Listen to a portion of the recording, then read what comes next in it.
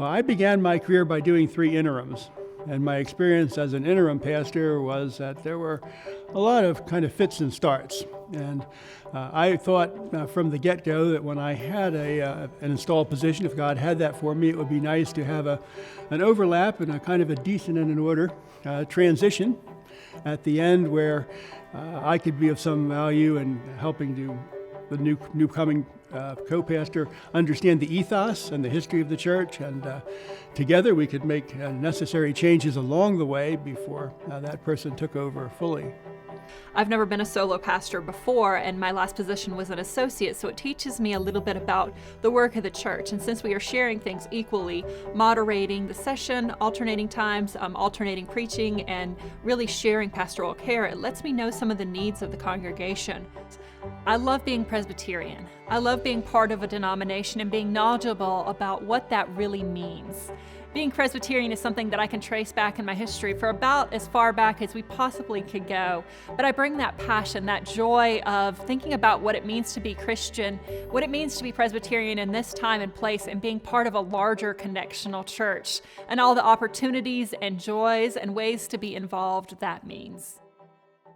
Healthy Pastors addresses congregational leaders and pastoral leaders to increase financial literacy and to provide direct debt relief to pastors.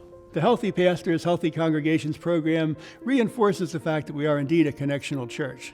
So one of the concerns that me and so many other people of my generation have is that always present burden of debt.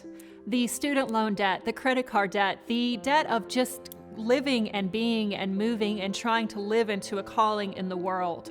So that is always a weight on my shoulders. One of the really wonderful things about the Healthy Pastors, Healthy Congregations program from the Board of Pensions is that it takes that worry away, or at least lessens it. Helping relieve some of that debt frees up not just financial resources, but spiritual resources. The energy that debt takes to carry, being redirected to ministry and to life is life-giving for those pastors. So it's got a couple of different components to it. For me, the pastor, I found the e-learning component very helpful. And it's also helpful to think about each of those categories that I was learning about. So there were modules on budgeting, on housing allowance, on retirement savings, and several other topics. And within those, the Board of Pensions has tried very hard to make sure that you get the information in all the different learning styles. There's also that educational component of having the church know what it's like to negotiate terms of call, to think about all those moving pieces pastors have on them, and all the variety of benefits that the Board of Pensions offer. For my church as well, it was also a benefit because we have a lot of part-time employees, and our Board of Pensions rep talked a little bit about that as well. So this is a program that wasn't just benefiting me. The other component that is so important to me personally, working with the Ernst & Young financial advisors.